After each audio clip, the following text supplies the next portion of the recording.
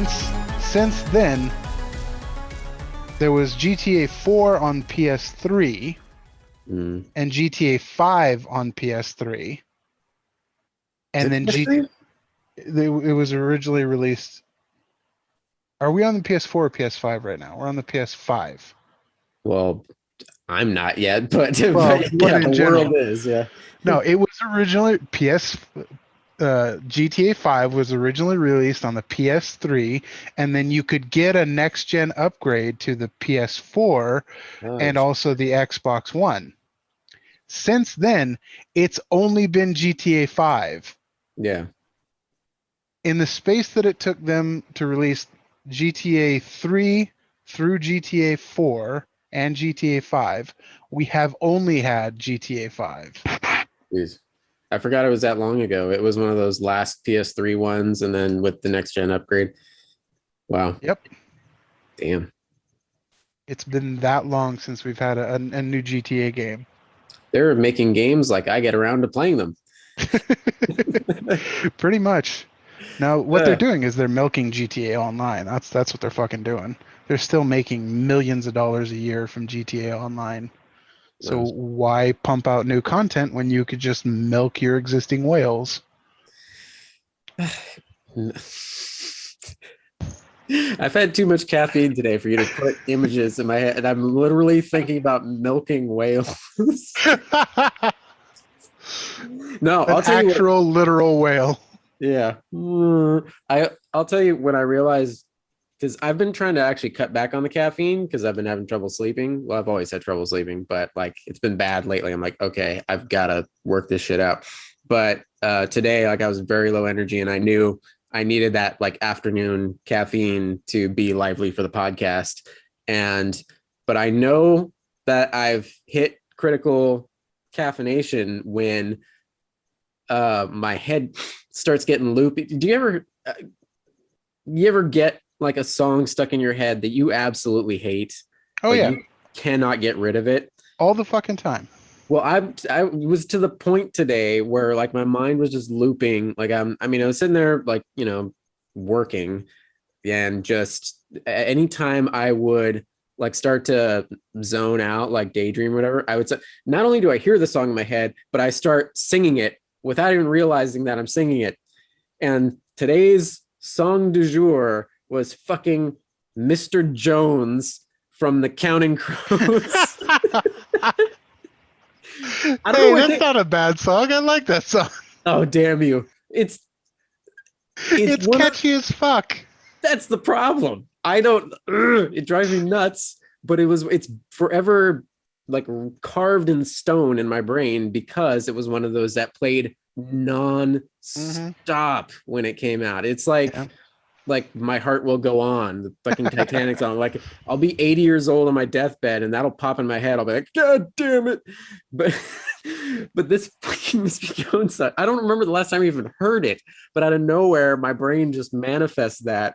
And I'm sitting there like anytime I started spacing out, like zoning out, Mr. Jones, oh god damn it. Have you watched any 90s rom-coms?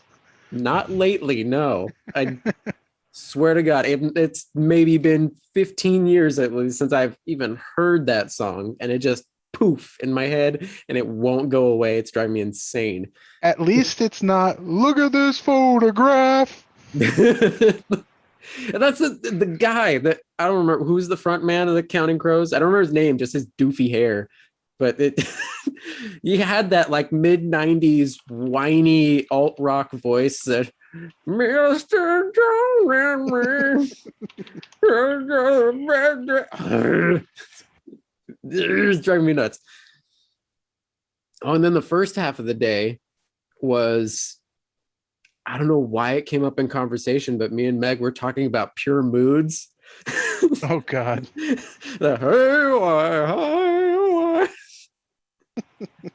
And I couldn't stop doing it, and Meg just like gave me the look that's like, I will divorce you.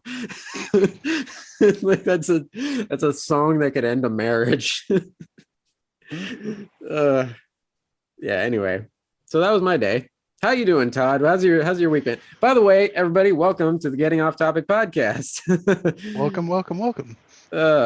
What's going on? Not much at all for me. No interesting songs popping into my head this weekend. Ugh. Mr. Jones. And then that's the problem. I make fun of it, and so the voice just gets worse and worse. It becomes like comically stupid. Moving on. Well, nothing exciting? What's your week? What's happening? Nothing exciting. The only thing I've done this week is I started watching the Fear Street series. So I watched movie number 1 of the Fear Street. As did Meg and I just last night in Fear Street 94.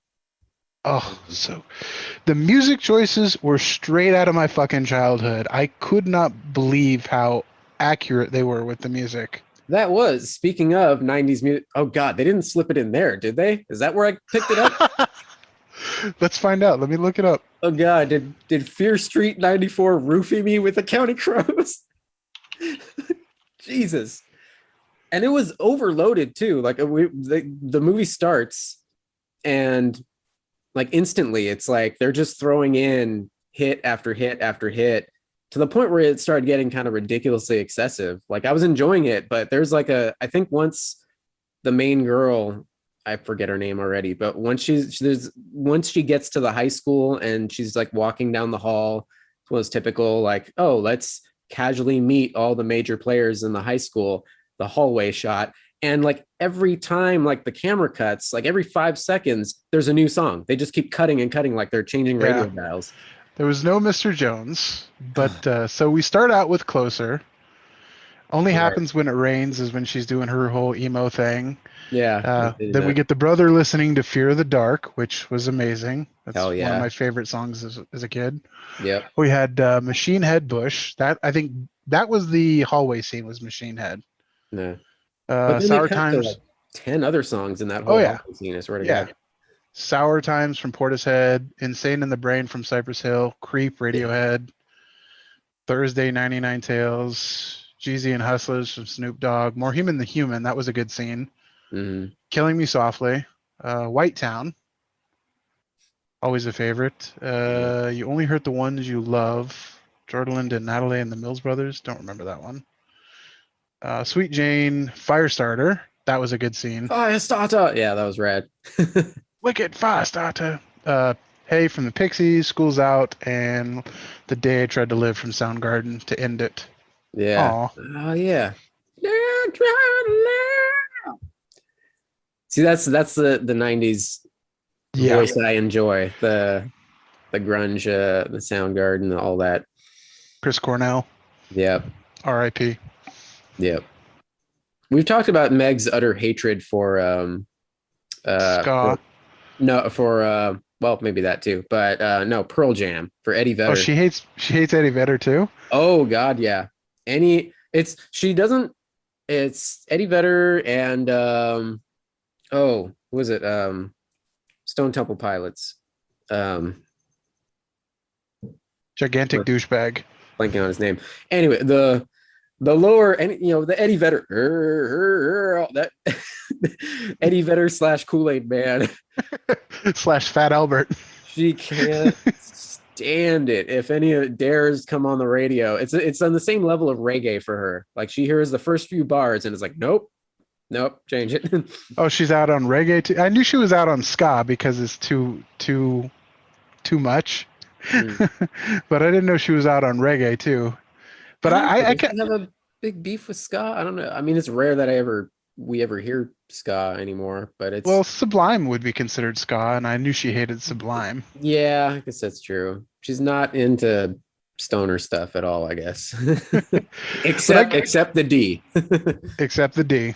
Yes. Everybody loves the D. Everybody loves the D. I get where she's coming from with Eddie Vedder though. For Pearl Jam stuff, I am like exactly split half and half. Like half of their stuff I love and half of their stuff I absolutely hate.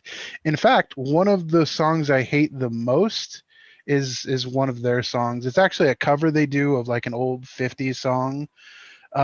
It's the one about the car crash where him and his wife are in a car crash, or him and his girlfriend are in a car crash. His girlfriend or wife dies, Oh yeah. and the lyrics are just ridiculously depressing and sad and downer, and he's singing it in this like higher sort of jaunty-ish way, and it's just, I cannot stand it.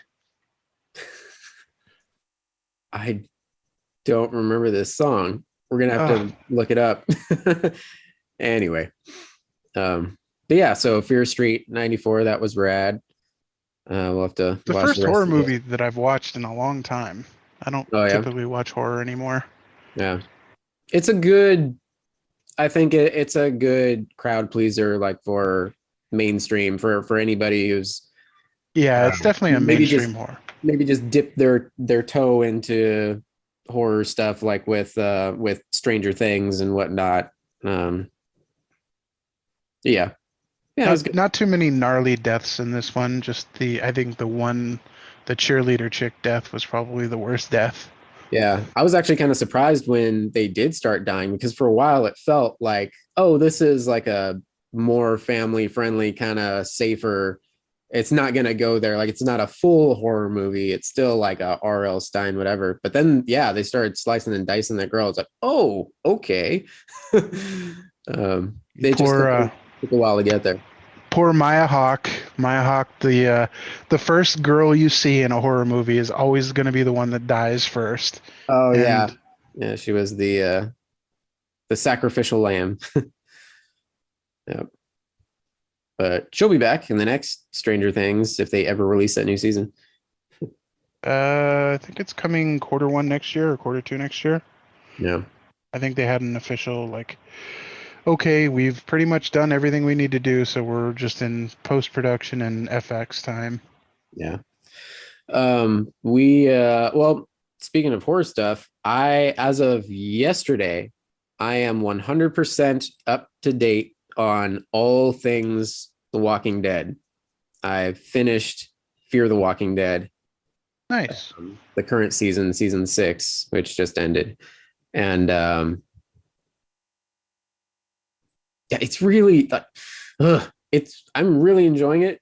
I started to get a bit bummed. I think I talked a little bit about it on here before, where I was liking it even more than the main show now, because it moves a lot faster. Like, their situation changes a lot. We're not spending 3 seasons at a prison or at Alexandria or something. Is any of the original cast left for Fear the Walking Dead? Yeah, just a couple. And that's the thing, like, a lot more major players have come and gone, and even the OG people. I was actually talking to Deanna the other day. She stopped by and hung out with Meg for a bit the other day, and her and On are loving it too. But she put it exactly right. Like, the characters evolve more. They evolve and grow and change more. They go through some shit. Whereas in the main show, The Walking Dead, like, Rick Grimes is always Rick Grimes. Like, maybe for like half a minute he gets a little darker, but then he just reverts back to good old boy. And it's all of their characters are very more static, I think. They're monolithic. Yeah. Can't change. Yeah, which works for that show, I guess. But with Fear the Walking Dead, it's like constantly about change, their situations, the characters, etc. And you would actually probably love where they're going. I kind of like, for people who haven't listened, or people who haven't watched it yet, I don't want to spoil it, but I don't know if you want me to spoil it, Todd, if you planned on catching up with Fear the Walking Dead at all, or I do actually plan on catching up eventually. What season are they on right now? This is season 6 that just ended, so they're filming season 7, and where they're going with it is shocking, because I did not see it coming at all. Like, they're making a huge environmental change that they're not doing they haven't done in this universe yet. I want to talk about it so bad. But go ahead. Are they like physically relocating from the American Southwest? Okay. All right. So, spoilerific for the next minute or two. of the podcast. In fact, I'm gonna I should be timing this podcast anyway. All right. For the next 2 minutes, guys, if you don't want to get spoiled on season 6 of Fear the Walking Dead, you can skip ahead in the podcast. Starting 2 minutes, starting now. Okay. So in this 6th season, one of the big baddies, or what turns out to be the big baddie, is this crazy like Charlie Manson wannabe like cult guy who is indoctrinating these people, and he wants to basically destroy everything to rebuild anew, to give the world a better second start, or begin or whatever, to start from scratch. Didn't the zombie apocalypse already destroy everything? You would think so, but not quite. They freaking nuked the place. They're going total Fallout. So it's not just a zombie apocalypse show. It's not even a zombie Western apocalypse. Now it's now a nuclear Western zombie apocalypse show. That's where they're going for season 7. So like the guy, like the cultist guy, they were trying to stop him. They had there was a beached submarine that they found, and it was like loaded with freaking nukes. And it comes down to the wire, and they stop them from sending them all off, but they get one missile in the air, and even that one splits off into multiple warheads. So they effectively like wiped out Texas, which cool. Okay. Not a huge loss. But yeah, so that's like the finale is all the bombs dropping everywhere, and some of the main characters you see like get to like shelters because that's where the crazy cultists were gonna go, so like underground. So are they actually in Texas at this point, or? Yeah, they've been in Texas for a while. Damn, they migrated. Yeah, they kind of. That's again like the show really changes and goes around, but yeah, so that's where they're headed now, like total Fallout, like the closest we'll get to real Fallout TV show, at least so far. So, okay, 2 minutes. We had that Nuka short or whatever the fuck it was called. Oh yeah, Nuka Cola on YouTube for a while. I remember that. That was good shit. Yeah, I remember a while back. There was like rumors of a Fallout TV show going because like Bethesda did some trademarking or something. Amazon has the license and rights to do a show. It's in pre-production, but nothing has been filmed yet. Nothing has been really announced yet. So there's still a chance it can come out, but it's going to be from Amazon Studios. So I mean, the only successful things they've done so far is The Boys. I mean, I guess Jack Ryan too, but yeah. Well, yeah, we'll see. We got, of course, we'll talk later about the Loki finale, which holy crap. And I was like geeking out and talking with Erica, my sister, the next day, and just talking about like all the feels and everything. And I mentioned to her, hey, if you want another wacky zany show that will also like rip your heart out of your ass, Final Space season 3. Meg and I finally binged all of that on the DVR. And the first 2 seasons of that, by the way, are on HBO Max. So I highly recommend those. Animated space opera, basically. It's like completely absurd 1 minute and then like crushing your soul the next. It's insane. I highly recommend it. But they got those 2 seasons completed. Well, now season 3, which aired on Adult Swim. And I think season 3, you can like, I think if you have like Adult Swim on demand or maybe streaming, you might be able to watch that 3rd season there. But the rest of it's on HBO Max. What the hell? Jackass Forever? Yeah. They released the first poster for the latest Jackass movie. Oh my God. How are those people still alive?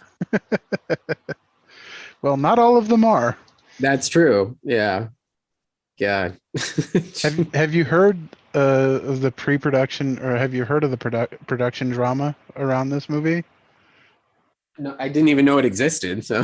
Oh, you didn't know it was happening? No, not well, it's actually coming out this year, October. But so Bam Margera has actually been digressing again. He's been slipping back into his addiction issues and his like manic depressive issues and all that kind of stuff. And he actually, so they had made a condition for him, like we'll put you in this movie. You can be in this movie if you stay sober.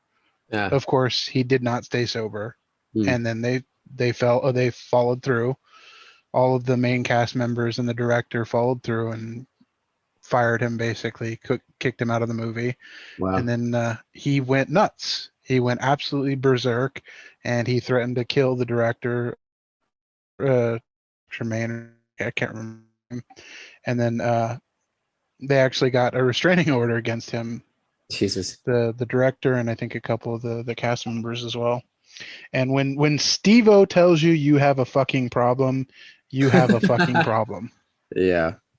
Though that guy has turned his life around and is a crazy inspirational story. Like, That's what I've heard. I mean, I don't like follow him or anything, but tiny little bits. I've seen like a post here and there or something about people like. oh yeah, he's been sober for like 10 years. He's been like super like into the like recovery and helping others part of the recovery process. So he's a giant advocate for uh, recovering alcoholics and recovering drug addicts and all that kind of stuff. He Cool. does a lot of good appearances with that kind of stuff. That's awesome. Mm. Hmm. All right. Let's see. I don't really have any sort of effective transition for that. Hey, Todd, addiction issues and recovery and shit. You want to talk about dumb video games and shit? Yes, my addiction. Let's talk about my addictions. There you go. Oh, well, thank God you're not addicted to like spending obscene amounts of money collecting. Or maybe if you had obscene amounts of money, maybe you would. Oh, I would be. I have that trait. Luckily, I don't have the wallet to back up that trait. There you go. Did you catch the news about the sealed Super Mario 64 I that did. sold for more The than a one million? point 1.6 or 1.4, something like that. It is now the most expensive video game. Oh, 1.56 million last Sunday, which broke the previous record, which was just made for the Legend of Zelda game. Yeah, it That's was the first run Legend of Zelda. yeah, for 870K. That's fucking god damn. I wish I held on to my shit. Well, you would have had to have held on to it and kept it factory sealed, Yeah. which nobody did. That's why, Who does that? yeah. I don't get it. Well, some little old grandma that bought it for her grandson and then promptly forgot about it. It's got one sitting in her closet that'll come up for an estate sale, and then there you go. There you go. Yeah, it was like still in the wrapping, and then grandma like forgot to bring it to the party, and then it just got shoved to the back of the closet forever or something. Yep. Oh, geez. This news I was not expecting. Netflix is apparently trying to get in on the game business. Yeah, Netflix, we're not sure exactly what that entails, but I mean, GameFly still exists. GameFly is still a thing. So, yeah, and they're. Go ahead. are they planning on doing streaming games? It wasn't really too detailed. They just want to spend some of that billions of dollars that they have. Yeah, they're planning on adding games to their subscription service model, and thus far, the company doesn't currently plan to charge extra for the content. Okay, sure, yeah, it'll go up. Of course it will. Sure.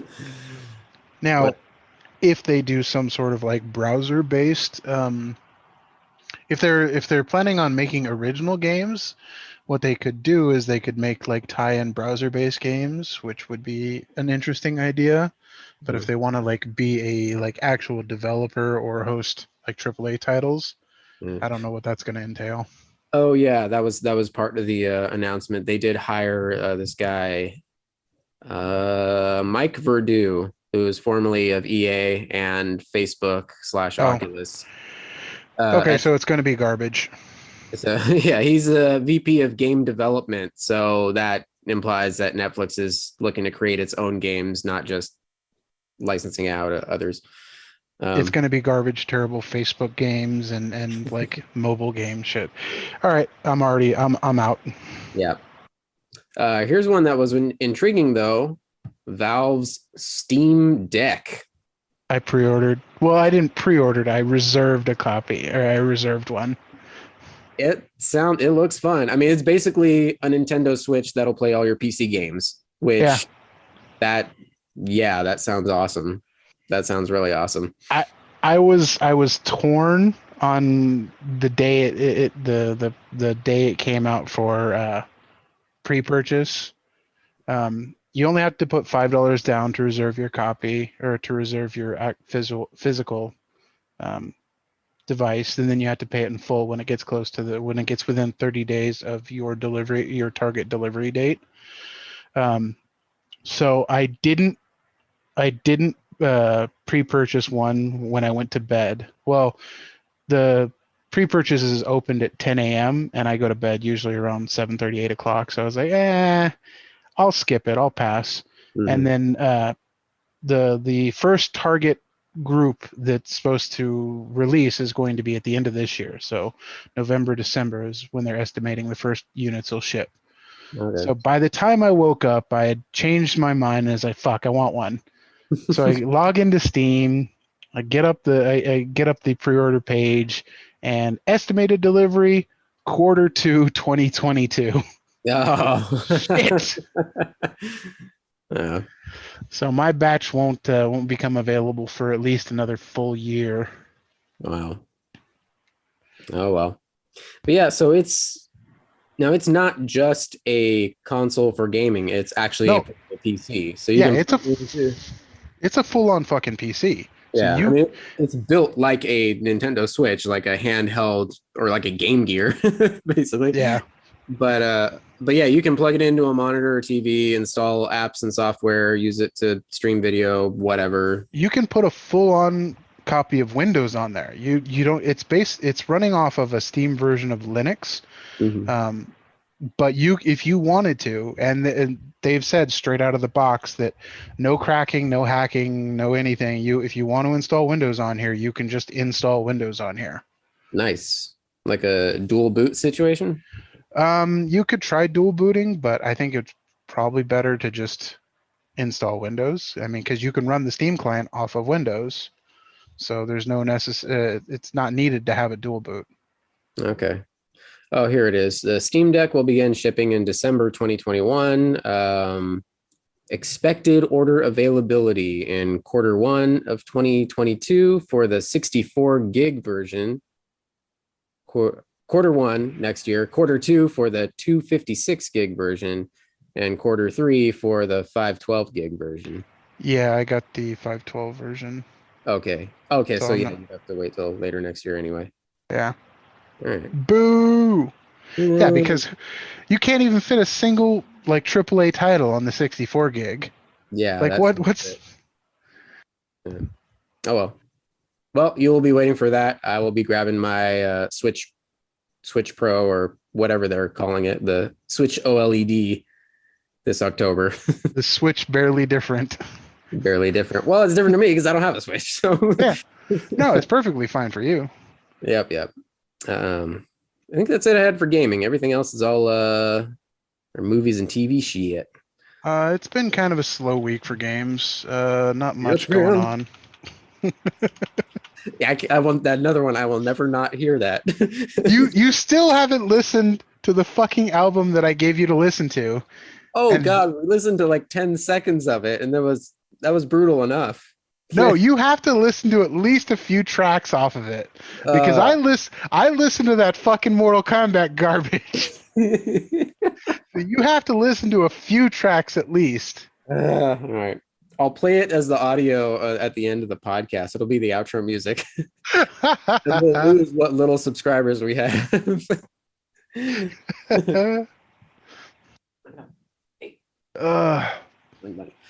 But yeah, it's been a slow week. The only interesting thing that has come out this week really is apparently Blizzard is sort of hemorrhaging.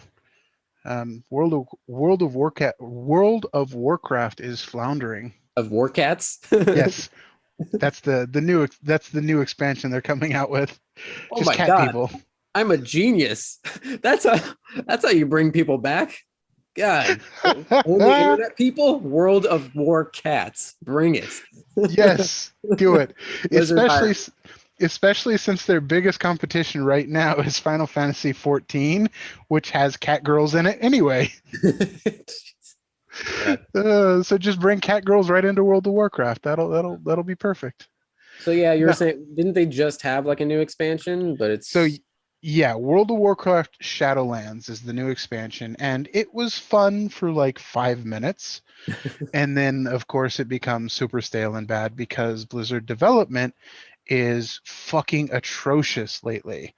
Like the art and the story, well, some of the story is still amazing as always, but like the big overarching story, like the major storyline beats that it takes into the raid and the major players is still fucking garbage. Like mm, that. So they have like two different story teams. They have the various quests in the zone story team, and then they have the overarching major storyline team. The zones and quests storyline team is amazing. The overarching story team is fucking atrocious and garbage.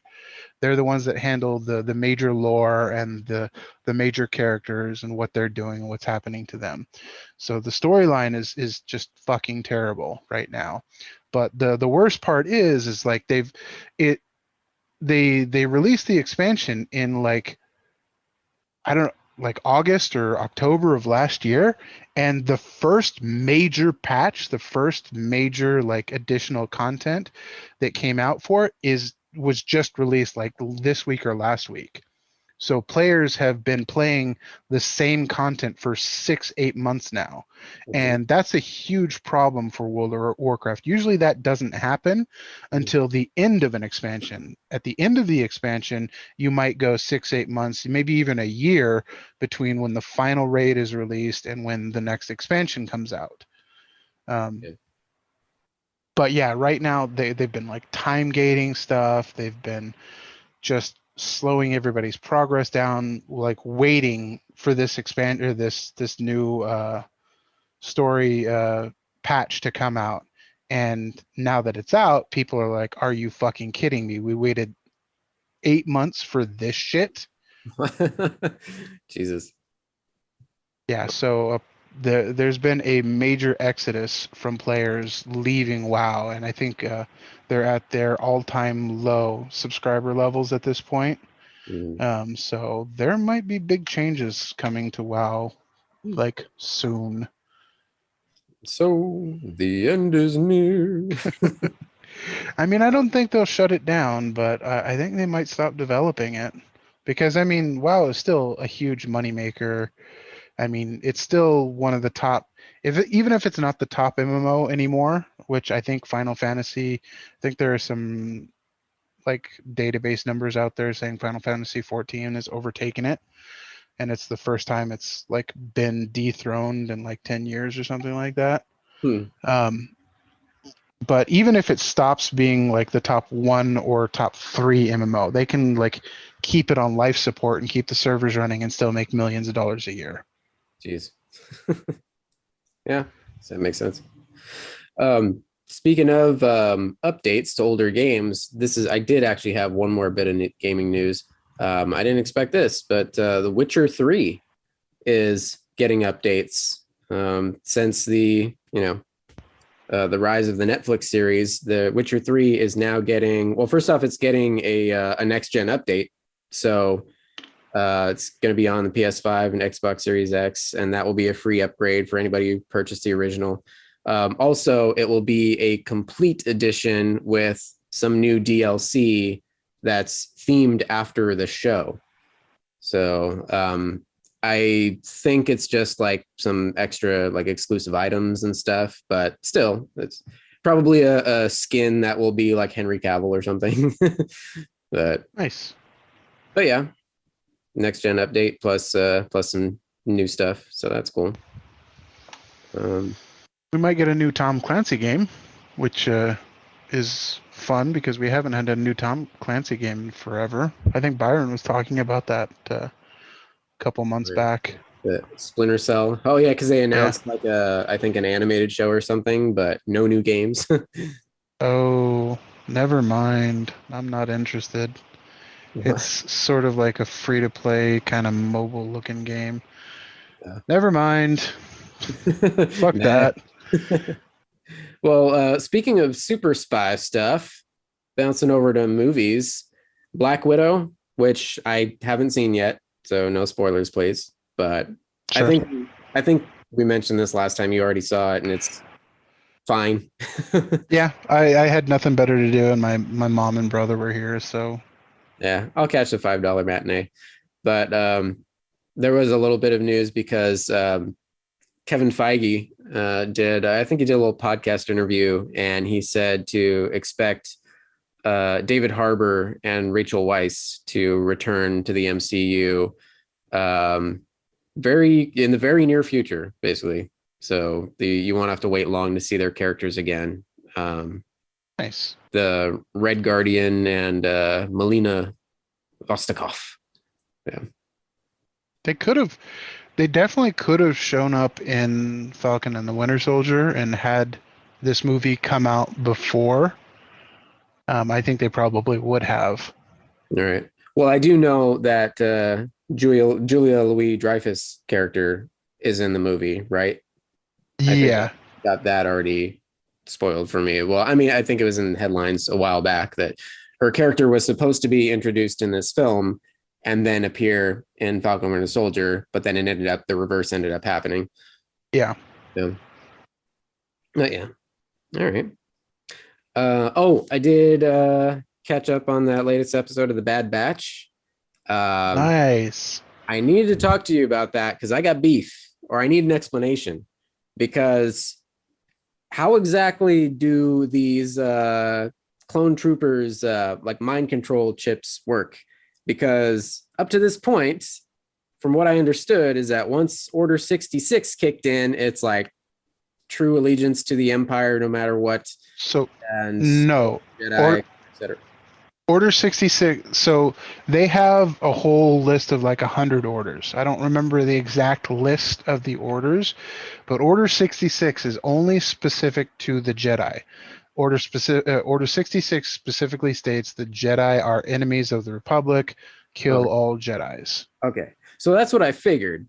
And so in this latest episode, we got the follow-up from last week. Hera and the Bad Batch rescuing her parents, General Syndulla and whatever, and her uncle. But it featured the first time that we're seeing other clone troopers who supposedly have those chips activated, actually starting to think for themselves and saying like, hey, this isn't right what we're doing here. And they're laying down arms and saying, I'm not going to be a part of this anymore, and walking away, like rebelling from the Empire, basically, even though they have fully operational chips in their heads. So the chips are only active when an order is issued. So they have some control to modify their behavior, but they aren't blindly loyal due to the chips unless a specific order is activated. If a specific order is activated, then they will blindly follow that order. But at the same time, then that doesn't make sense because we got that episode when Wrecker's chip started to kick in, and he was like instant killbot. Like I don't think there was any specific order in that moment saying like get rid of the Bad Batch and all. That's just because his chip is malfunctioning. He's got a bad chip. Yeah. Okay.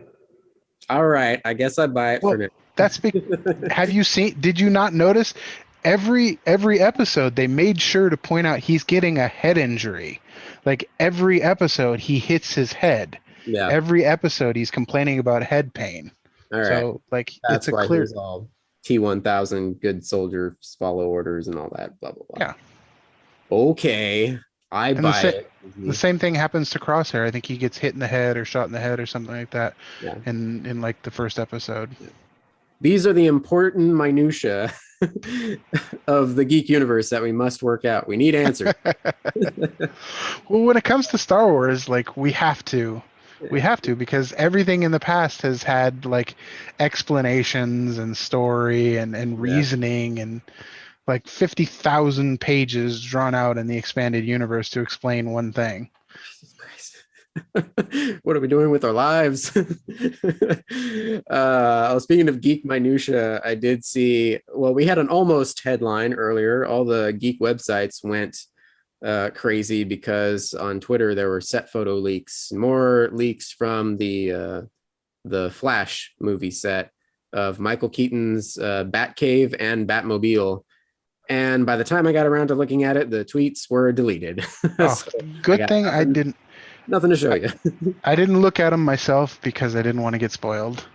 Uh, If it's full like 89 Batman, if it's the original Batmobile from my childhood, I will go ape shit. yeah. Well, at the same time, I mean, it's got to be at the same time they're pushing. You must have seen the news about the new Batman '89 comic run that they're Yeah. doing. Yeah. So I think, yeah, they're. It's clear that they're doing that concurrently with, all the nostalgia set up for the Flash movie. Yeah. And there's a lot of talk going around that apparently Keaton is signed on for multiple projects as Yeah, I think that so he might end up being like DC's answer to a Nick Fury mentor type to be strung along for a few movies. I think that's been confirmed for a while because I think when he first was rumored for this movie that he was signed for multiple movies. Yeah. Yeah. But it's also looking extremely more and more likely that Henry Cavill is not returning for Superman. But we still haven't. Yeah, it's hard to say because I know, like, I feel like that's a situation like Ryan Reynolds and trying to pull Hugh Jackman back as Wolverine. Because well, one of my next articles I was talking about things that aren't likely. Uh, After years and years of like, is this movie even going to fucking happen? Dwayne Johnson, The Rock, reported that they have wrapped production on Black Adam, has actually finished filming. Yep. And yeah, And he's one of the people that's championing re-signing or bringing back Henry Cavill. yeah, he has been adamant about wanting him to stay as Superman and for them to do projects together. So yeah, I don't And know. I'm sure Henry Cavill would love it, but He's it's all he's got some witchering to do. And there was that post he made that made everybody go crazy because he was holding what appeared to be lore on Mass Effect, suggesting that maybe he's studying up for the part. Who knows? Yeah. Oh, speaking of Ryan Reynolds, Deadpool technically made his entrance into the MCU in a very Deadpool-like fashion. in very Taika Waititi fashion too. Yeah, so on YouTube they released it's a promo for Ryan Reynolds' current movie coming out. Is it out or it's about to come out finally? I think it's about to come out like this month. Yeah, I think this has been delayed for like a year and a half or 2 years. Oh yeah, and they comment on that in the thing. But yeah, it's on YouTube. It's this promo for the movie, and it's Deadpool sitting on a couch with Korg from Thor Ragnarok and soon Love and Thunder, played by Taika Waititi, and they're sitting on the couch together doing a YouTube style like trailer reaction to the Free Guy trailer. And so they sit there and watch it and just commenting on it and shitting on it. And yeah, Deadpool, as Ryan Reynolds mentions, like, oh God, I thought this movie came out like 3 years ago. What the hell? And it just goes on and on like that. I think it was literally supposed to come out in 2019 and got delayed for some reason to 2020, and then 2020 happened, and then it got delayed. Yeah. Yeah. So yeah. Oh, I don't know if you can hear that. Yeah, that helicopter. Yeah. I was like, what the hell was that? They're after me apparently. There another stabbing at the Home Depot right across the street from you? Can probably. God. right up the street from the giant hipster food court, stabbings and people of the night and whatnot. In other delayed movie news, Indiana Jones 5, Antonio Banderas has now joined the cast. Okay. Yeah, Another geriatric actor. that's good. He's still all right. He's what, in his 50s, maybe? He's not that old. He's not He's Harrison older than Ford that. old. Well, yeah, not many are. Yeah. Yeah, Antonio Banderas. I haven't heard of him doing anything in a while. Oh, the last thing I saw him in was well, I caught bits of it, but Meg was watching like a TV like short run series he did like a year or two back on Picasso. He played Picasso, which was all right. But yeah, so he has now joined the cast of Indiana Jones 5. He is 60 years old. 60. Wow. I mean, he doesn't look it, but No. yeah. He is also currently in the Hitman's Wife's Bodyguard with Ryan Reynolds and Samuel L. Jackson and actually Salma Hayek. So that's a reuniting with them for them Desperado days. I couldn't make it through that first film. It was okay. It wasn't anything memorable. It was fine. It was supposed to be quippy and fun and actiony, and I normally love Ryan Reynolds. I normally love Samuel L. Jackson. I absolutely love Salma Hayek. I couldn't make it through. Yeah. But yeah, I'm still curious just because I've seen the first one. I want to see the second one. But yeah, that came out last month. Antonio Banderas is also, I didn't even know this, he's in Uncharted as well. He's in the Uncharted movie, which wrapped production last year, I think. And I can see him being the villain in that. Yeah, that'd be rad. And he is also returning in another Puss in Boots movie pretty soon. Puss in Boots, Last Wish. Yeah. That's what I want. Go ahead. That's a money train. Like you show up like once every 2 or 3 years to record like 10 hours of dialogue. They cut it down to like 2 hours of usable dialogue, and there you go. There's your check. That's the dream. I need to become a successful enough actor where I'm a big name, and then I can spend the rest of the time just like getting high profile voice acting gigs. So I can just chill and like talking to a mic, and that's that. And you don't even have to put on a voice. You just talk in your normal voice, maybe slightly accent it. Yeah, because just like Antonio Banderas he's just him playing Puss in Boots. He's not putting on anything. But yeah, by then the idea is you're famous enough where it's gimmicky, like, oh wow, it's him, it's that guy. It's like, oh wow, it's Antonio Banderas, it's fucking William Shatner, it's whoever. Anyway, going back to Fear Street, there was a little article I saw. It was the director of the trilogy of movies that just came out, Lee Janiak. I am butchering that last name. Anyway, director of the new Netflix Fear Street trilogy was in a little interview, and she was saying she's hoping to make this kind of almost like a horror MCU. I didn't read the full article because it started getting into spoiler territory, but basically it ends, the series ends to a point where it lends itself to putting on more stories. Like the book is closed on this whole part of the world, but they could expand this whole universe for, endless movies and stuff to come. So we'll see. I'm in.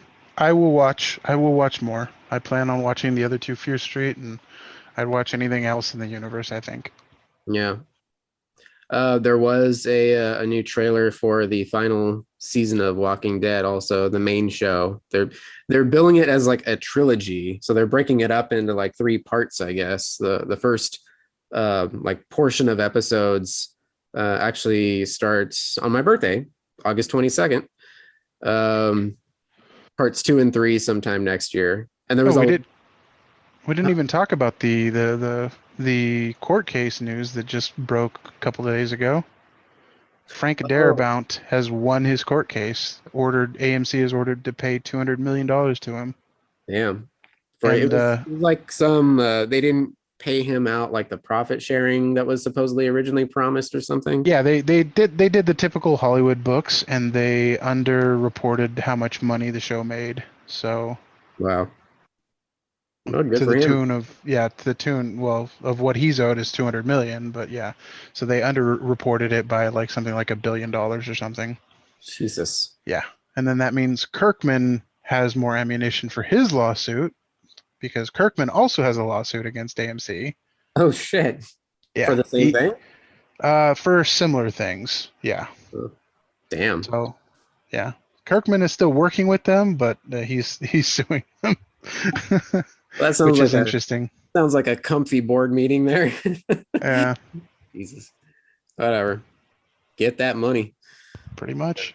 That trailer for the final season too, they threw in a lot of Rick in there. There's a whole lot of Rick Grimes. So I think I mean, no new footage, but harking back to him and voiceover with him a lot and everything too. So I think it's obvious that like all the characters are gonna meet up again. So Speaking of Rick, have you watched any of the new episodes of Rick and Morty?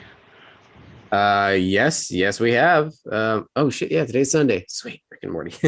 Yeah, episode 5 or 6 this week, I think. Yeah. What the hell was the last one? That was the fucking the attack of the killer sperm. The fucking horse, Oh the my thing at the god. veterinary hospital. Yeah. You know who the queen or the princess horse person was? That's Christina Ricci. Oh God, I thought I recognized her voice, and the horse even kind of looked like her. Jesus.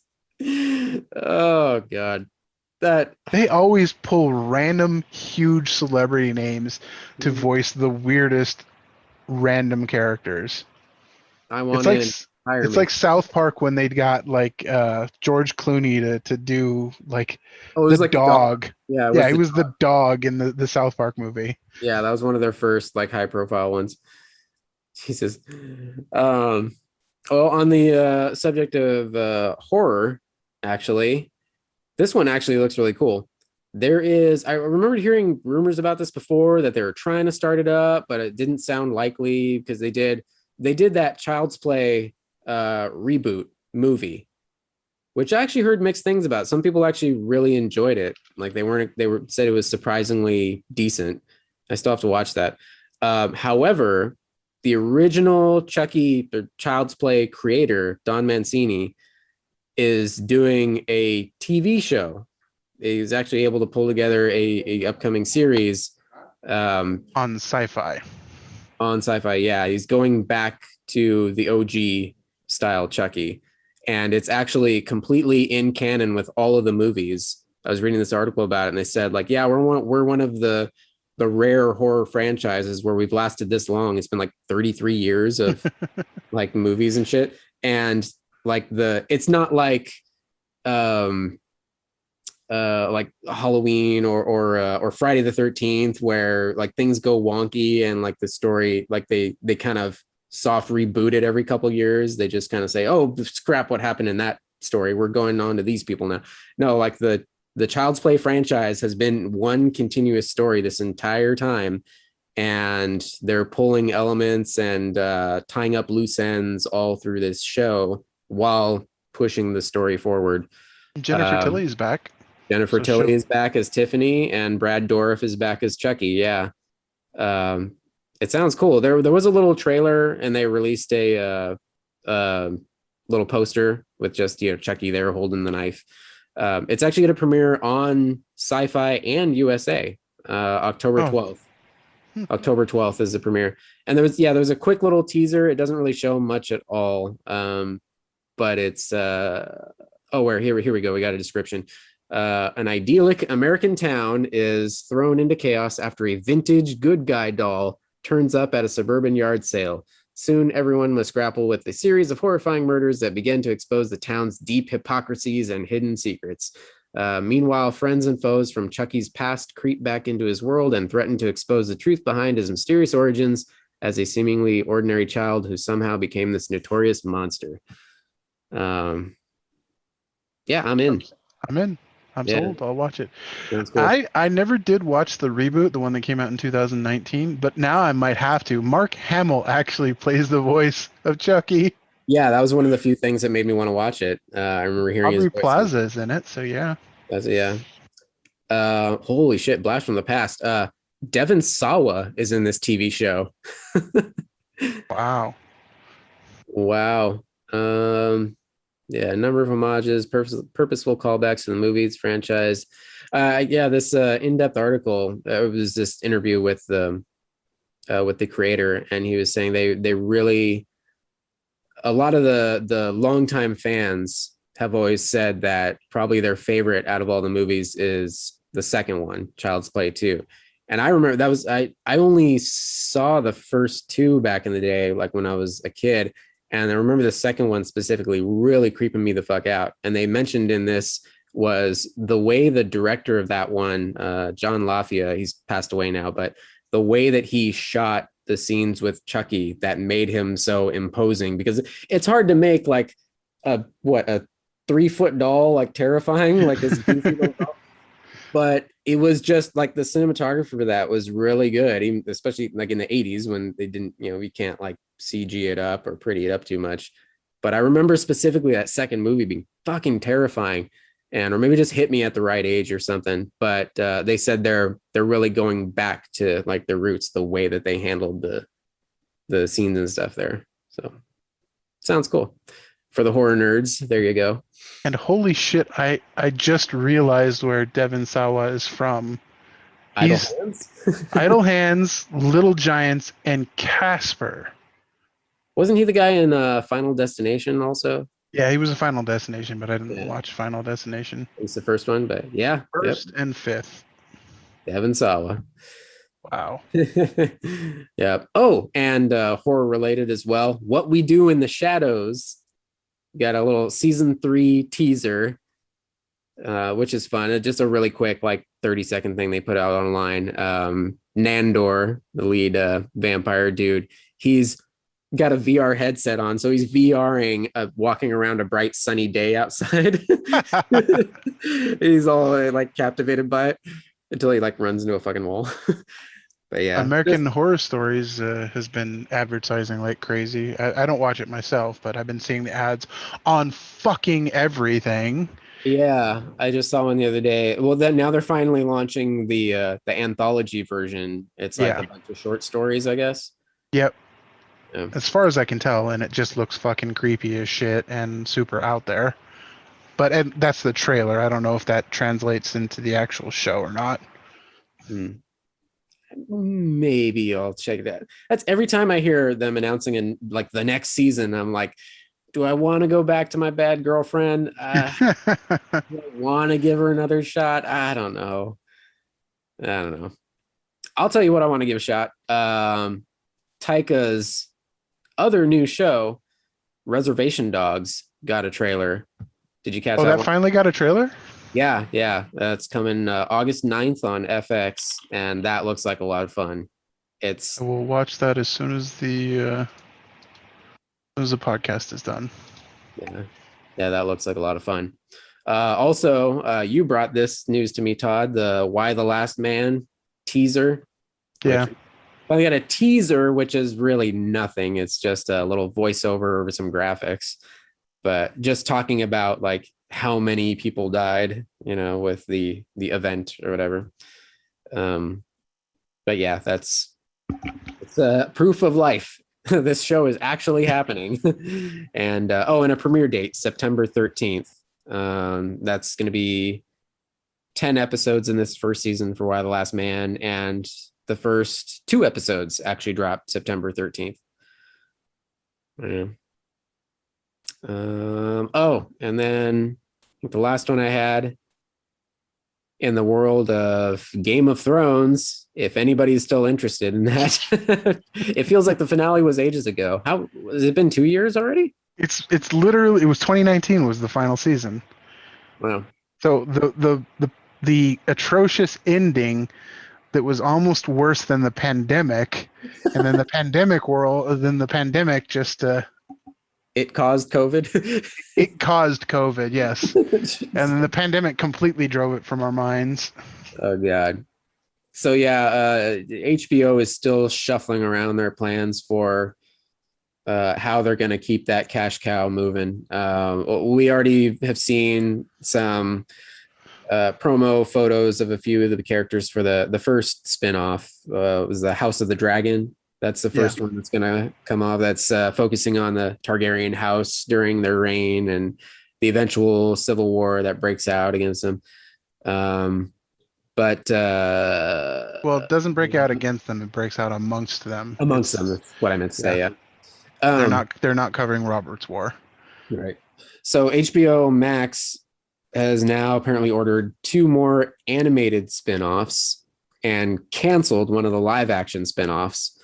So let's see, HBO Max, or they're developing 3 animated shows. Jesus. Yeah, and they're canceling one of the live actions that's based off of one of the animes that they're doing. So the same show that they're doing now in animated form is one of the live actions that they canceled. That was the Flea Bottom, which was going to be set in the slum of King's Landing. That's no longer in development, at least the live action version of that.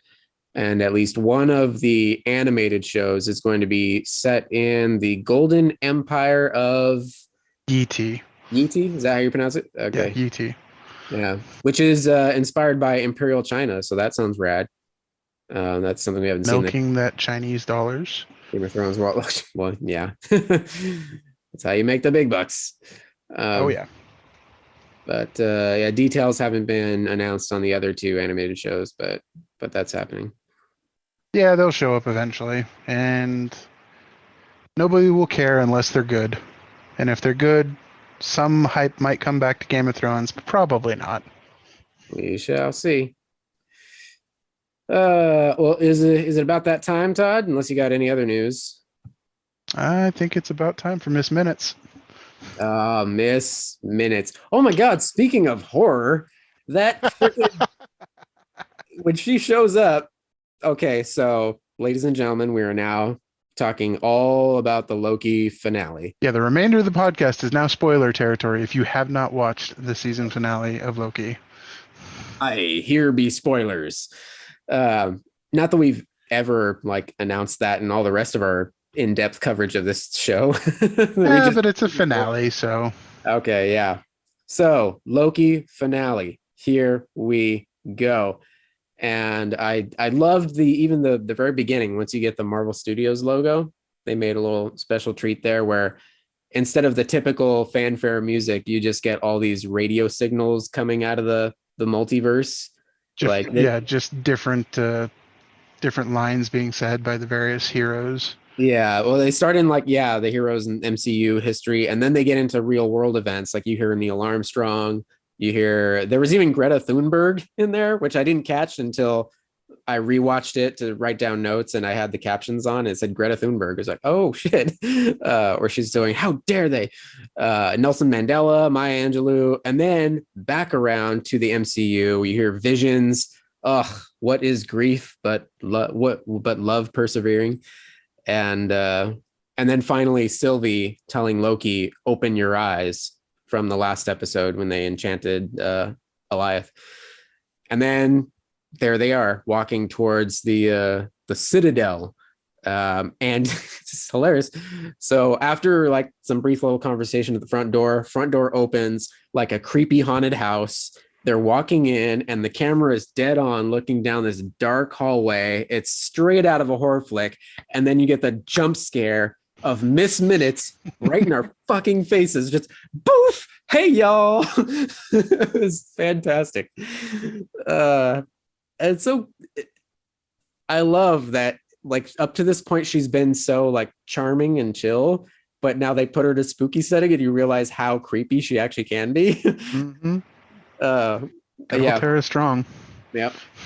So poof, hey y'all, and she welcomes them to the Citadel at the end of time, and starts talking about the person who lives there, he who remains, finger quotes in the air, and she welcomes them to the Citadel, starts talking about that and what she basically wanting to cut a deal with them. It's the standard, like, when the bad guy is threatened because the heroes are getting close, like it's blatantly obvious. She's like, oh, we'll give you whatever you want. You can be reinserted to the end of the timeline together. What if you won the Battle of New York? Yeah. How would you like that? Like, it's like, how would you like a timeshare? And they, of course, they instantly see right through it. They're, basically tell her to fuck off. And she's like, fine, peace out, bitches. Good luck. And then disappears. And they keep on going into the big spooky haunted mansion. Cut back over to the TVA, and then Miss Minutes returns over there to Ravonna in her office, and she's getting her some sort of files or something. And she delivers the files to her pad, but then Ravonna's like, hey, this isn't what I asked for. But Miss Minutes says, oh, he thinks this will be more helpful or more useful or something. And Ravonna's like, who? So it's pretty clear now that Ravonna truly does not know who is the man behind the curtain. Like, no, in the last episode, it felt like, is she still manipulating or holding back? Is this back and forth? But no, she really doesn't know. Even though she's still like towing the company line. We cut back to the Citadel, and elevator door pops open, and out comes he who remains, who turns out to be a pretty chill dude eating an apple. This is Jonathan Majors, who was very recently from Lovecraft Country, which sadly was recently canceled. And who is also Kang the Conqueror in upcoming Ant-Man. Right. So this is a point where I was kind of like, oh man, this episode would have been more impactful if I didn't know that news already. I didn't already know who he was supposed to be. But anyway, so we already know in casting news, which we've covered before on this podcast, that he's cast as Kang the Conqueror in Ant-Man 3, Ant-Man and the Wasp, Quantum Mania. But for now, he's he who remains, saying, hey, come on, let's talk in my office. Let's have a chat. So the rest of this scene, once they get up to his office, it's a very drawn out scene with him serving them tea, Sylvie trying to stab him every which way, and he just bloops. He does the time jumpy thing away from her like perfectly every time. Like he knows like every move that she's gonna make. We get back to the TVA, and Mobius, our good old time dad Mobius, he goes in and confronts Ravonna as she looks like she's like scrambling papers together and getting ready to get the hell out of there. And she's kind of melting down. Like, even though she knows shit's fucked up, she's still arguing with him. Like, no, it can't have all been for nothing. Like, this is the important work we're doing here, blah, blah, blah. And she calls one of the hunters into her office to like arrest him or, send him to the void or whatever the fuck. But he goes, yeah, no, that's not going to work out for you. Not that we know all your secrets, or now that we know your secret. She's like, what did you do? And then he holds up the pencil that he saw in her office before, that they've kind of alluded to several times in the show already. And the engraving on it says, for all time, always, which, catchy for the TVA. But then we cut over to 2018, Fremont, Ohio, at a high school. So high schools are the theme this week, apparently, with TV shows. So in the MCU timeline, 2018 is when the Thanos snap happens. But everybody seems to be chill here, like this high school is operating as normal. So this is just before, this is pre-Thanos snap here. So normal everyday world. And B-15, Hunter B-15 is on the run. And she lures the other hunters into an office with her and starts saying like, hey, you don't understand. I need to explain like what's really happening to you, blah, blah, blah. And then we find out that it's not just anyone's office. It's Ravonna's, the OG Ravonna in the timeline before she was plucked away to go work for the TVA. So the other hunter's like, what the hell's going on here? This doesn't make any sense. And she's like, we've got a lot to talk about. So she's going to clue him and the rest of the hunters on, where their real lives were supposed to be. What's really going on. Yeah. Back at the Citadel now. He Who Remains. He gets his big info dump all over Loki and Sylvie and us, the audience. He's going on about, you can't kill me because I know everything already. I know what's going to happen, period, because I wrote it. Even them escaping the TVA, making it through the void, and to him, he claims that he designed it all to happen, which sucks. They thought they had like broken free and beaten the game. I think Sylvie says something like, no, we beat your game, or we broke through the game or something. But he's like, nope, you are still in it. And so the big question, of course, is why? Why bother? And he says something about like to get them in the right mindset of where he wants them to be, like in the right mindset to finish the quest, I think is the line. Yeah. And then we're bouncing back with all these two conversations happening back to back. So another quick scene with Ravonna and Mobius arguing about, giving people free will versus no, if we don't prune the timeline, it'll all be chaos and death, etc. Blah blah blah. Ravonna going on, and it's clear at some point that they're never going to see eye to eye. So Mobius, he's sad about it, but he gives up, and he just comes at her with the glowy stick to prune her and send her to you the can void. tell he's not a hunter or a person that does any kind of combat, because he just kind of lunges at her and she sidesteps him like it was no big deal. He's like, I don't want to do this. And they were friends. And he even tries to convince her. Like, he tries like crazy. Like, come on, think of it. Like, this is our opportunity to maybe even build something better out of this, not just tear it all down. But she's like, no. She has drunk the Kool-Aid. But yeah, so he does a really half-assed like swing and a miss. And then he's even on the floor. He's like, well, here I am. And he thinks then she's just gonna, stab him Send with him right back. But no, she's at least kind enough, with their friendship and everything. She just drops it and she walks away through the time portal that she opens up. Oh, yeah, he asks, like, where are you even going to go? And she says, in search of free will. So I'm assuming that we'll learn, like, whatever files that Miss Minutes gave her probably sent her on some clue, maybe to go meet He Who Remains or something. I don't know. It'll probably be another version The of version He Who Remains. Yeah. So she bails. Mobius is on the ground, and then we're back to the Citadel with more info dumping. He Who Remains, he's given us the quick Marvel Universe history. So he's telling Sylvie and Loki, like, he knows that it's not great what the TVA is doing, but it's absolutely necessary because of what he's really afraid of is himself or other versions of himself. So Marvel Universe history here. So eons ago, before the TVA, a variant of He Who Remains was a scientist on Earth in the 31st century. Remember, we were early on in this show when they were searching for the mysterious variant. There was like 30th century or 31st century a weapon left behind or something. Yep. Yeah. So, which instantly pointed both myself and Byron's like, Kang. Kang. Yeah. In Kiss Lights, Kang. So, but yes, so He Who Remains, this version of this dude, he's explaining that long before the TVA, eons ago, a variant of himself, a version of himself, was a scientist on Earth, 31st century, and he was the guy to discover the multiverse, and not just discover it, but eventually he figured out how to contact other universes. So he starts to meet other versions of himself, and for a while there's peace. They're all scientists, they share knowledge and resources, everything's great and groovy. But of course, in an infinite number of universes, eventually they run into some not so nice versions. Like the versions that might be conquerors. There you go. Just want to conquer new worlds.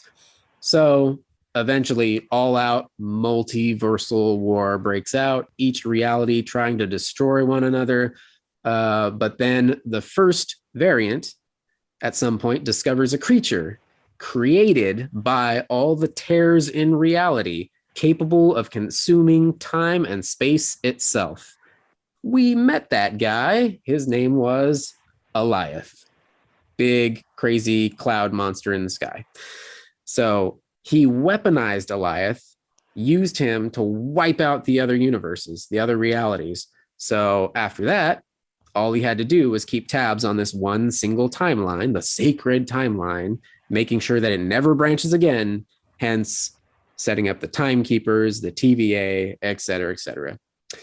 And that's it. He's telling them, like, hey, you may not like it, but it's the only thing that works. Like, I've tried everything, I've gone through every scenario. Like, this is it. This is the way it's got to be to save everything.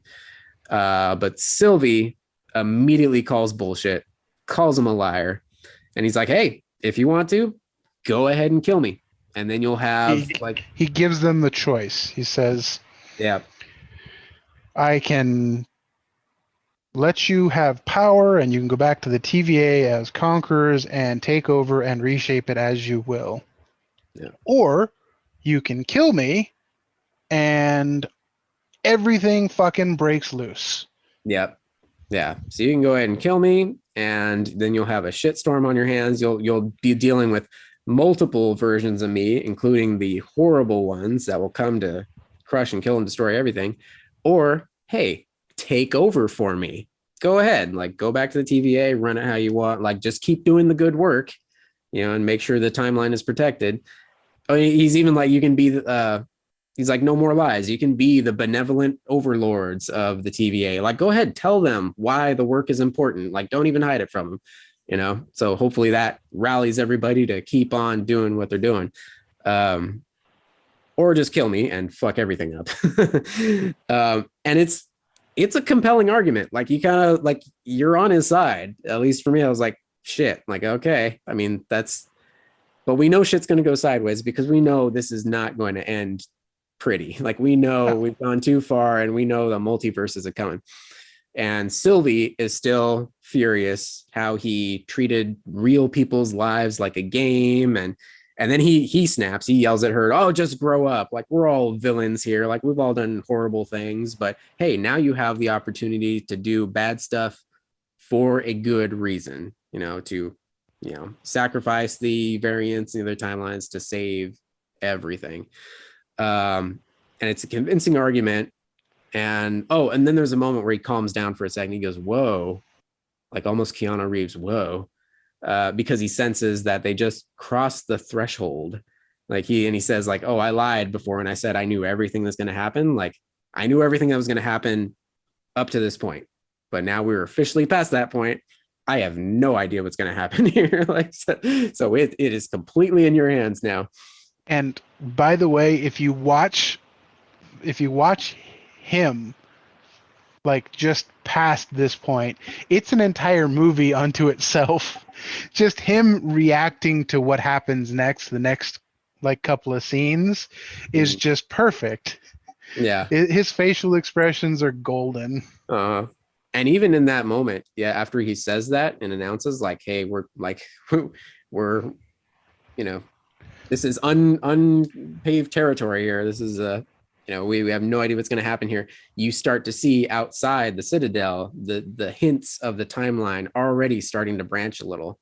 Yeah, you see the blue glowy tendrils of the timeline just starting to branch here and there. Yep. Yeah. So now Loki is actually convinced. He's like, shit, okay, we got to think about this for a minute. Sylvie is 100% not. And so they argue, and it gets to the point where it all goes to shit. Sylvie starts accusing him of, like, oh, I get it. Like, you want the throne. Like, oh, has this been a con the whole time? Like, everything, blah, blah, blah. And it's a great scene. It's heartbreaking to watch because Loki, like the master of all liars and backstabbers, he is so genuine at this point. But he's met his match because she can't trust him after all the shit that she's gone through her entire life. She can't trust anybody. He can't trust. Yeah. And he boils it down for them. He's like, you can't trust and I can't be trusted. So where does that leave us? And it leaves them with a big slashy sword fight because she is hell-bent on her mission and will not listen to, just wait a minute, Loki won't listen to reason. And she is going in for the death blow at He Who Remains. And Loki gets desperate enough to the point where he just teleports in between them. Like he's got her blade at his throat and she stops. Um, and he calms her down for a second. He's, trying to get through to her. It's like, I've been where you are right now. I know how you feel. And he's going on and he's saying he doesn't want to hurt her. He's like, I have no idea what to do. Like, I don't want to hurt you. I don't want a throne. And he's trying to find the right words. And it's a very touching moment. He boils it down to, I just want you to be okay. And it's a great moment because it's not, I love you or I want to be with you or something cheesy or tacky like that. It's just, I want you to be okay. And it's sweet. And it's sweet enough that she acknowledges her feelings, and wonderful Hollywood kiss, even with the the music flaring in the background and everything.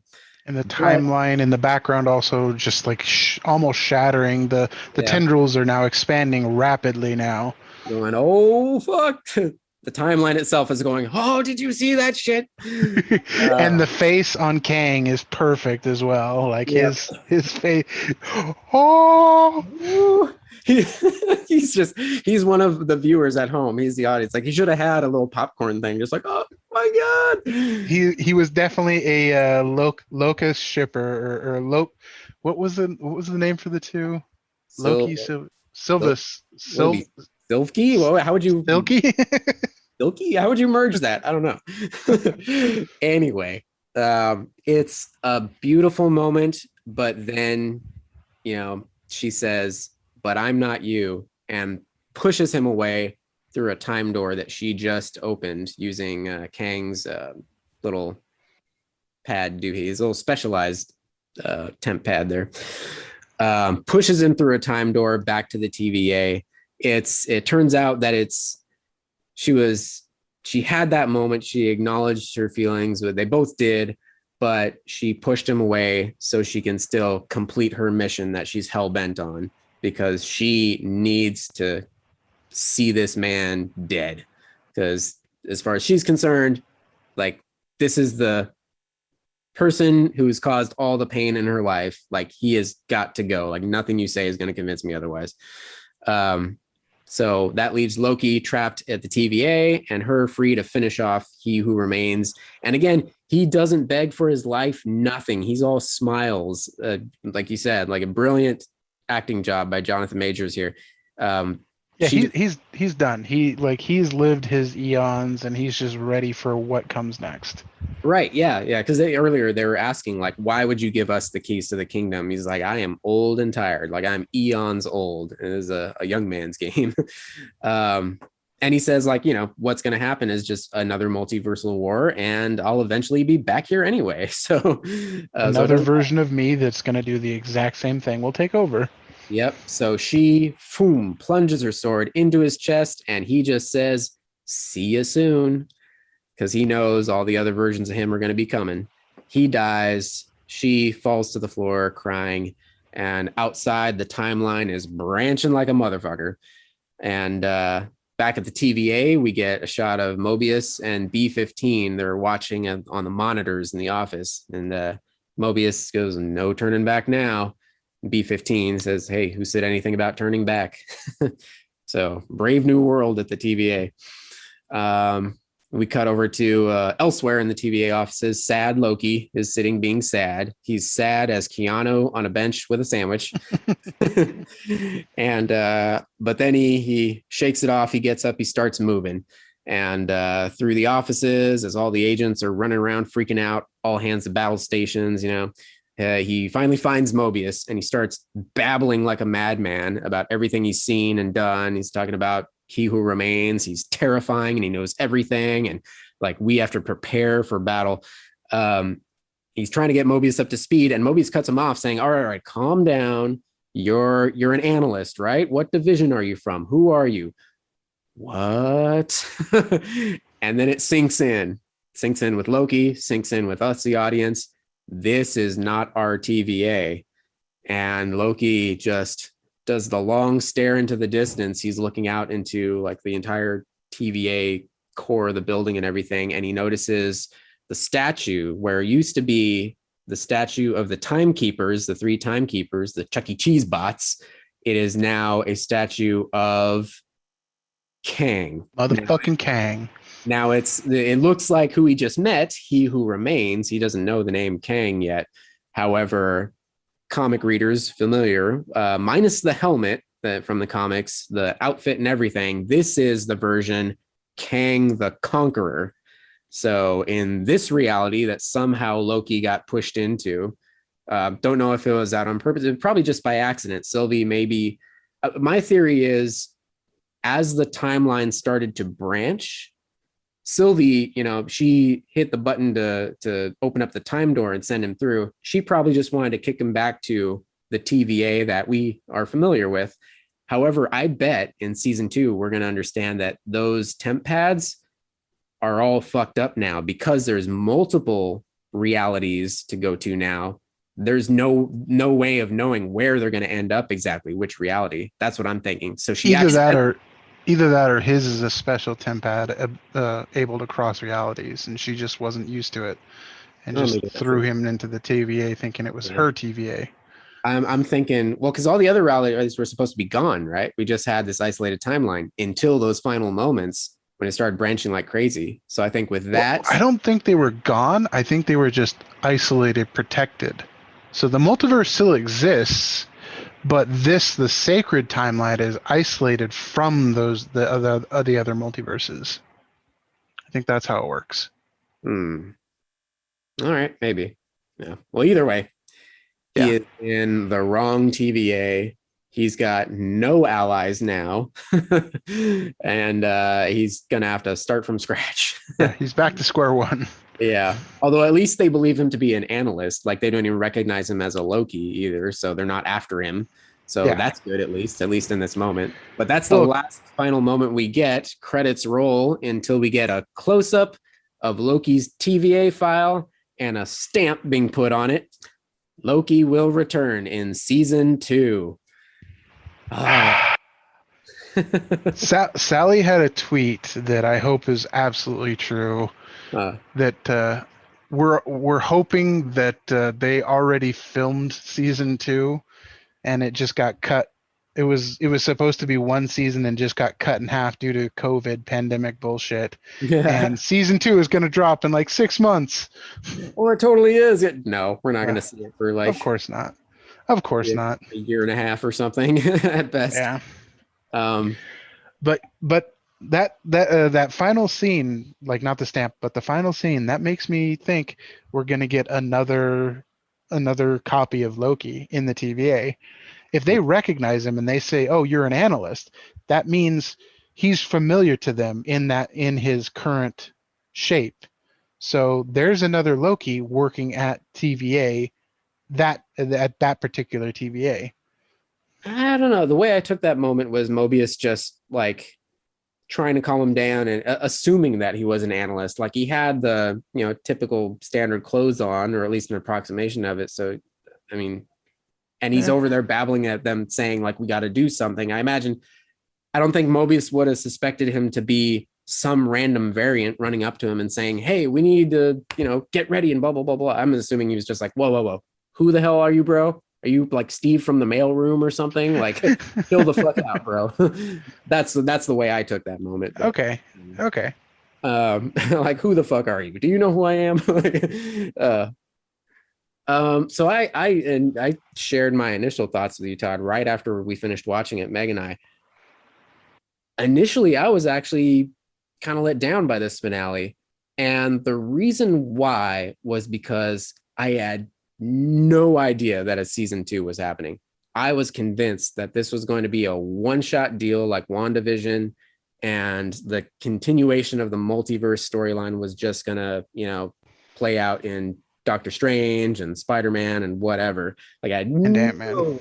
Yeah, I had no suspicion. I was convinced, like, no, this is a one-season deal, and that's that, a limited series. And so I was so dead set on that thinking that I was expecting all kinds of payoff here. Yeah, you were expecting a resolution, and there Yeah, was really resolution and more. no resolution. Yeah, more action, more resolution, and there was like, yeah, barely any at all or none. And it was a In fact, giant it added Tarantino. more. Yeah, and it was this long and a finale that was essentially a long Tarantino-esque talk piece. And so I felt kind of gypped. I was like, really? Like that's fuck. I mean, I'm glad a season 2 is coming, but oh man, I was just like, I was waiting for the big grand finale, and then I was like, phew, like the steam went, like the air went out of my sails. But after that, giving it a day or two, and then I knew I was going to rewatch it to like sit there and do my podcast notes and stuff. Then I could appreciate it for what it was. And this is a midway point at best of our journey here. So then I love the shit out of it. I agree with you on all accounts. Basically, I had the same reaction. I loved the episode as it was happening, but like you get to the end and there's no mid-credit scene, there's no end-credit scene, there's no resolution to any of our storylines. It adds more storylines. The universe is cracking and breaking. Like nothing is fucking resolved in this finale. Nothing. Yeah. Like the Sylvie and Loki kiss, and that's not resolved. Like nothing is fucking resolved.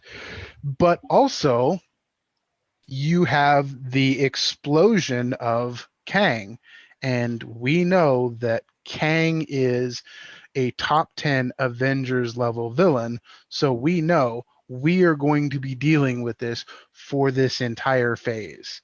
Yeah, he is phase 4's Thanos effectively. Yes. Yeah.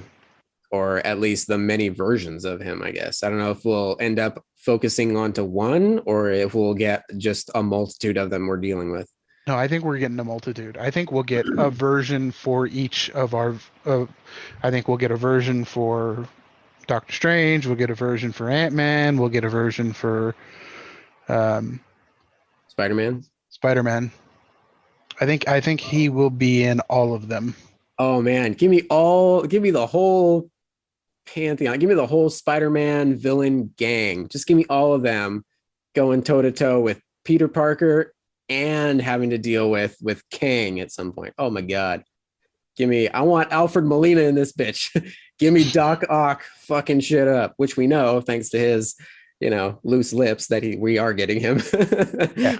Thanks to his I'm old, I don't give a fuck anymore. Yep. I bet Feige was so pissed. A few final thoughts from the people involved in the show. I did catch a little YouTube interview with Richard E. Grant. It was a very fun little quick 5-minute thing. He was very annoyed that he did not get the standard Marvel muscle suit. He said he looked like Kermit the Frog in that Loki outfit. He did very much look old man scrawny. He's like, I'm in the Kermit suit. He looked like Rick putting on a suit. Yeah. Sophia DiMartino, Sylvie, talked about those final moments and the kiss and everything. She was mentioning how they only received the scripts one episode at a time. So as they're finishing filming one episode, they received the script for the next one. So they got to experience. She was as surprised by the events coming as she was reading these scripts. She's mentioning that the moment when Loki tells her he wants her to be okay, and how she says how like Sylvie's heart breaks a little because she acknowledges it, that he gets her, he appreciates her and understands her pain and everything, but she still chooses the mission over him because she's still in the mindset that killing the man responsible for all the pain in her life is going to fix her, make her feel better. Yeah, she hasn't gotten past that, like Loki's gotten past his own personal brand of shit. So she kisses him, but sends him away so she doesn't have to hurt him, and then finishes her mission. It's kind of like the breakup kiss, the goodbye kiss. So who knows what'll happen next? She says she claims to know absolutely nothing about season 2 so far. So there was a few bits from the director of the series, Kate Herron, who unfortunately she said she is not going to be back for season 2. She's handing it off to somebody else. No word on who that somebody else is going to take over is going to be, but she let slip a few details. Number one, she, just like the fans, hopes that they get Mobius on a jet ski in season 2. It's not up to me. Like, it's not up to me, but I really hope that they do. Like, the opening, that should be the opener of the season, is Mobius on a jet ski. So she's with us. And she also mentioned that there were several versions, several iterations that they went through of that Miss Minutes confrontation there, including a fight scene. We almost got a full-on fight scene with Miss Minutes going apeshit on Sylvie and Loki. And release the Minutes cut. Minutes cut. We need it. And if you were wondering, because okay, first off, hey, we have to wait for season 2. We were a bit bummed about that. However, we didn't get what we were expecting, which was probably the sacrifice play. True. Maybe Sylvie replacing Loki as our Loki for the rest of the MCU. Tom Hiddleston, he's been there for 10 years plus now.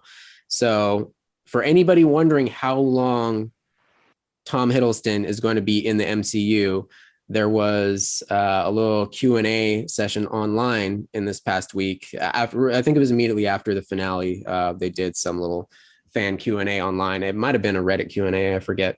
But somebody flat out asked, like, how long will he keep playing Loki? And Tom Hiddleston said he is happy to play Loki for the rest of his damn life.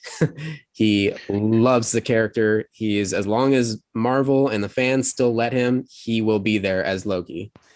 So that's exciting. That's sweet. And I can imagine Loki is not as rough on his body as the Marvel heroes, because he doesn't have to get super buff. He just has to stay in vaguely good shape. Yeah.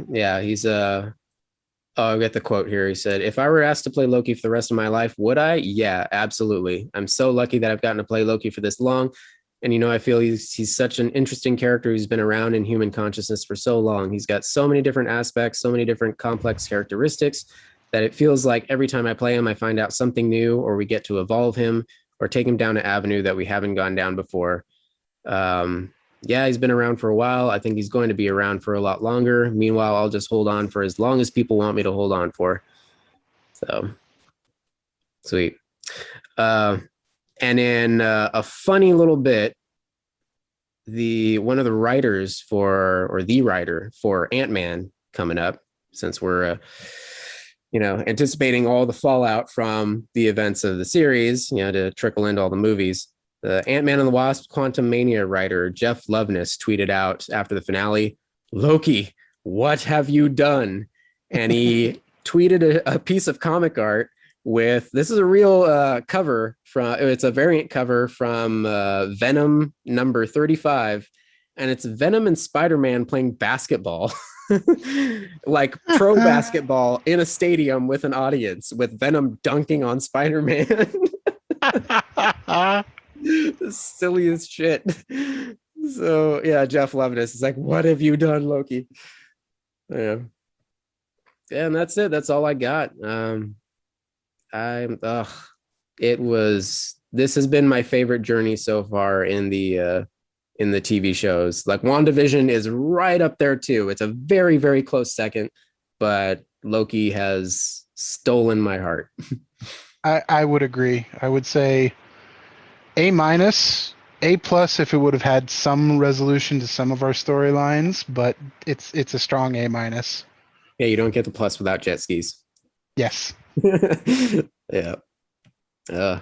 Jet skis alone would have given it the plus. Yeah. Yeah, and that's it. I still got to go. I'm going to see Black Widow probably within the next week or two, whenever I have time. And then we've got What If, and then I think Hawkeye will be the next one. Yeah. I think.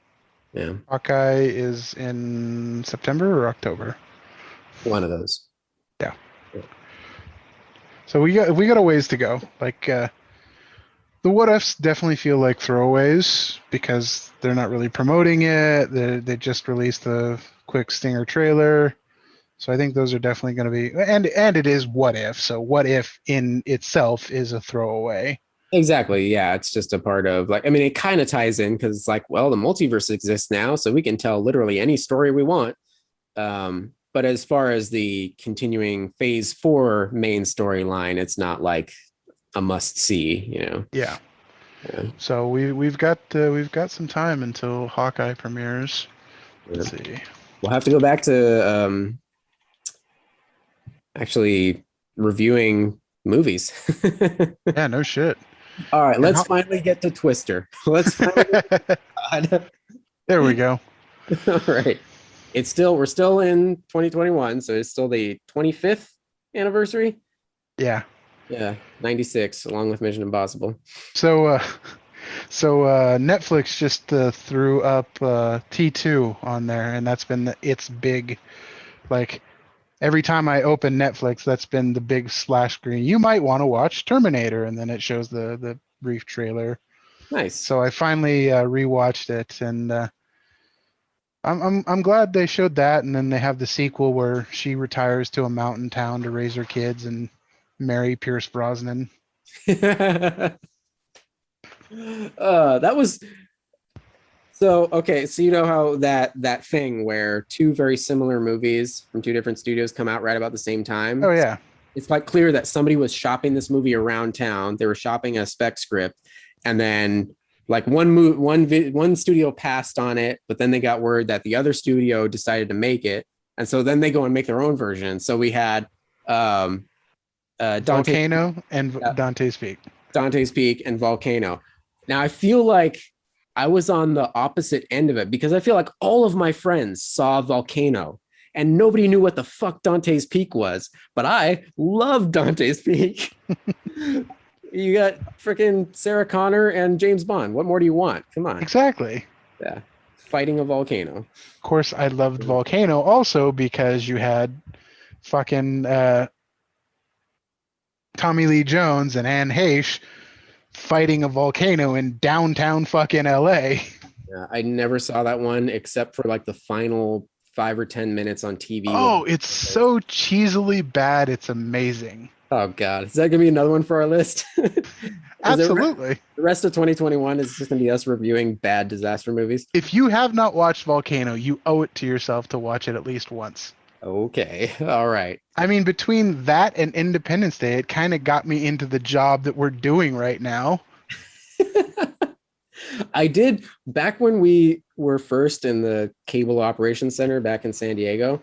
I did have this thrift store, like dollar buy. It was a used corduroy jacket. And I was running around one day with my glasses on and my hair was all disheveled. And I was like, man, Jeff Goldblum would be so proud. Running around an operations center, babbling shit. Yeah. All right, guys. We should get out of here. I'm sure we're over time, but thank you for joining. Go watch Loki 1,000 more times and enjoy yourself. And I don't know, play more video games. Yes. Yeah. All right. This is Tony. All of the video games. This is Todd. And Meg. Later, guys.